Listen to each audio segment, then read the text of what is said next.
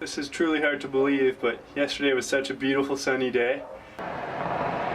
And today it is an absolute blizzard, so it's been such a weird winter here. Usually we have like maybe 2 or 3 days of snow, and this year we've had probably a month of it. And never quite seen flakes this big, so pretty cool, pretty, but not the best for riding. So.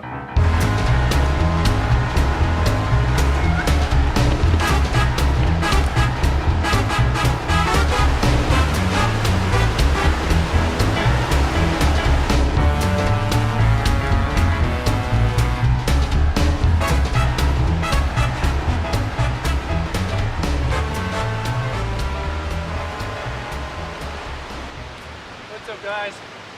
We're just hanging out in the woods here, making the best of a snowy day, having so much fun doing it. It's snowing a bit, it's really wet snow, super heavy, so just gonna get a handful of clips here and make the best of the day.